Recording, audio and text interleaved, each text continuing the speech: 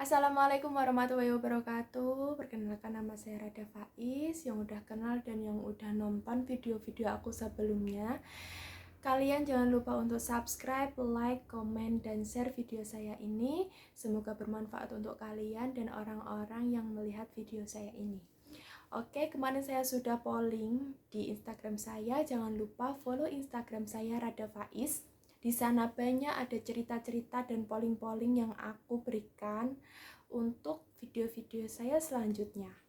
Kemudian aku mau bahas tentang berapa sih harga test torch dan bagaimana sih test torch itu. Saya akan memaparkan banyak hal tentang test torch. Yang pertama yaitu step-step untuk daftar test torch. Nah, sebelumnya aku mau nerangin kenapa sih harus test torch. Nah, saya itu kan keguguran udah 2 kali. Kemudian dokter saya menyarankan saya untuk test torch. Test torch itu gunanya untuk mengetahui virus yang ada di dalam tubuh kita atau di dalam tubuh ibu yang sedang hamil atau yang prahamil, mau hamil. Kenapa harus test torch? Karena ketika ada virus yang ada di dalam tubuh kita itu, kita tidak obati, maka akan berdampak jelek bagi kehamilan kita atau anak kita yang lahir. Karena akibatnya sangat fatal sekali. Ketika kita hamil, kita ada virus yang ada di dalam tubuh kita, maka kita akan sakit-sakitan dengan gejala-gejala yang timbul dari beberapa virus. Kemudian ketika anak lahir kita mengidap virus itu, maka anak kita itu akan mengalami kekurangan atau kecacatan permanen. Kalian pasti nggak mau kan anak-anak kita nanti ada kekurangan di dalam tubuhnya. Maka dari itu, test torch itu banyak sekali digampangkan oleh ibu-ibu yang ada. Karena apa? Yang pertama karena tidak tahu adanya test torch, dan yang kedua tahu ketika sudah ada kejadian-kejadian yang membuat kita harus test torch. Yang pertama yaitu ibu-ibu yang prahamil atau mau hamil seharusnya itu test torch dulu biar tahu apakah badan kita itu tidak ada virus. Aku juga dulunya nggak test torch karena saya nggak tahu kalau ibu hamil itu harusnya test torch dulu, karena sangat penting. Taunya saya ya keguguran 2 kali baru disuruh test torch, karena test torch itu lumayan mahal. Ya mahal itu kan relatif ya, kalau buat saya ya lumayan mahal per itemnya. Kemudian saya itu test torch dikasih rujukan dari dokter saya, yaitu di Lab Cito. Kenapa saya dirujuk ke Lab Cito?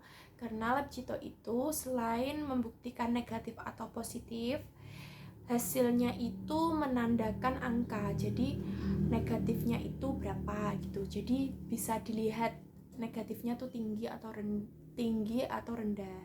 Positifnya itu tinggi atau rendah. Jadi nanti dokter bisa ngasih kadar obat yang kita konsumsi. Kemudian kepanjangan dari torch itu apa? Torch itu toxoplasma, aku pelan-pelan ya. Ada toxoplasma, rubella, CMV atau cytomegalo, sama herpes. Nah, kebetulan kemarin aku hanya tes toxo, rubella, sama CMV.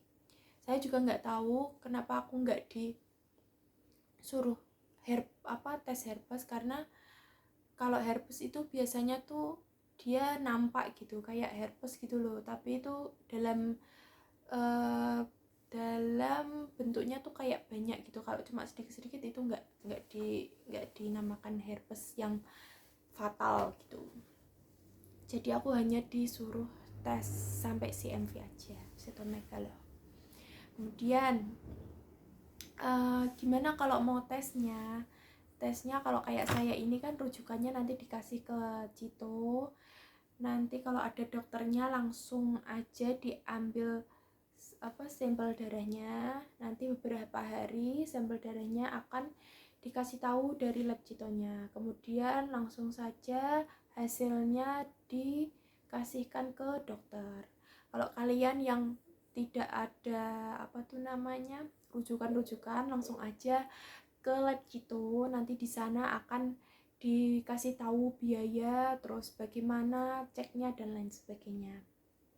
Nanti dilihat, atau kalian kalau nggak bisa menjabarkan hasilnya nanti minta tolong sama resepsionisnya sana untuk hasilnya itu negatif atau positif, seperti itu. Sebenarnya itu udah ada tulisan sih negatif sama positif, tapi nanti kan lebih jelasnya biar kalian tuh kalau seumpama nggak bisa baca nanti bisa gamblangnya itu nanti diceritain sama Citonya. Kemudian kemarin hasil dari lab aku itu toksoku tinggi sekali dan harus melakukan pengobatan selama 1 bulan, yaitu dinamakan terapi antibiotik. Jadi setiap hari aku tidak jeda antibiotik, selalu minum antibiotik. Biar apa?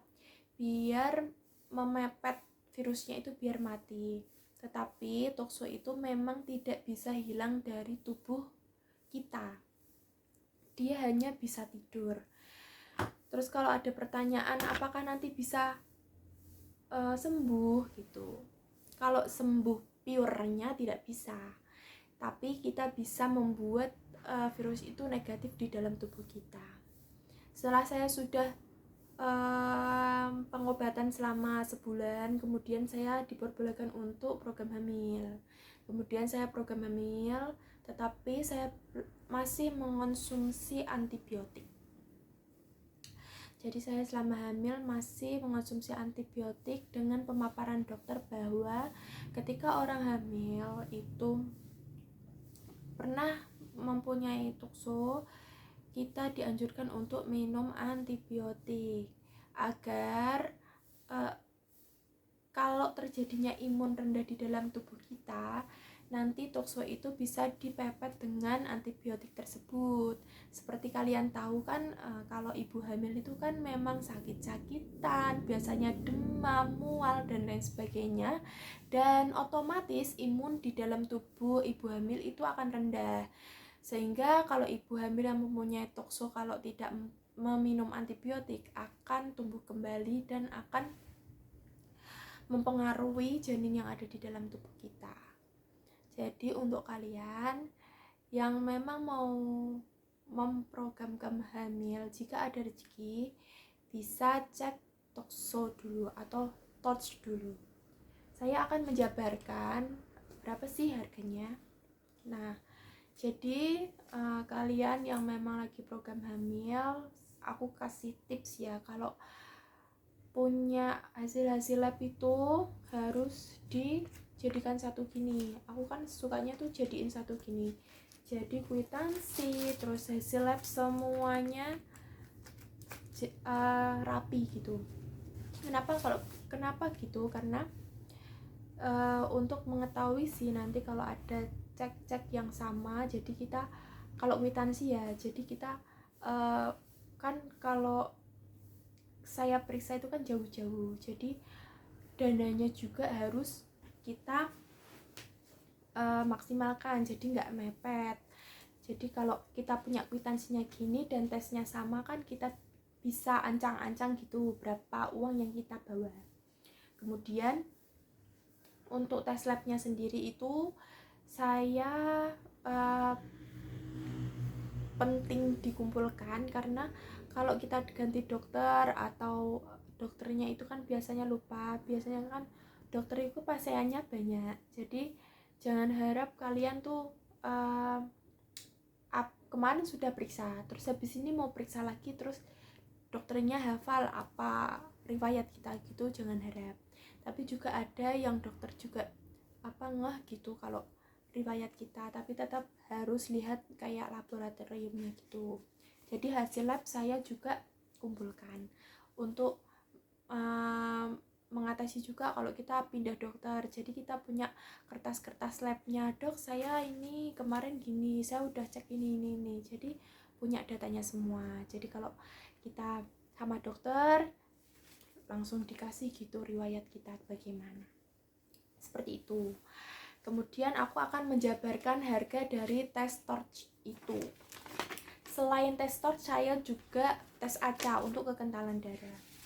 Itu sudah rekomendasi dari dokter saya. Nah, untuk tes toksoplasma, IgG toksoplasma itu harganya 300.000. IgM anti toksoplasma harganya 300.000 juga. IgG anti CMV harganya 300.000. IgM anti CMV harganya 300.000. IgG anti rubella harganya 300.000. IgM anti rubella harganya 400.000.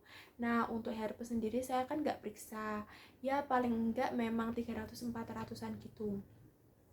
Nah, kemarin itu jumlah yang saya keluarkan untuk tes torch itu 1.900.000.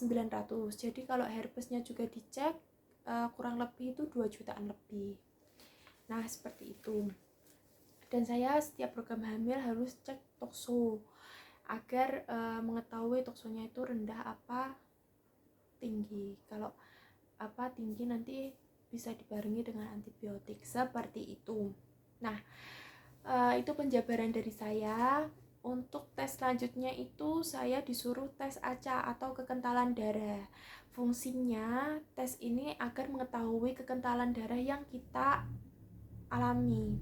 Jadi ibu hamil kalau darahnya kental itu asupan makanan dari ibu nggak akan nyalur ke anaknya. Jadi harus normal dan stabil darahnya.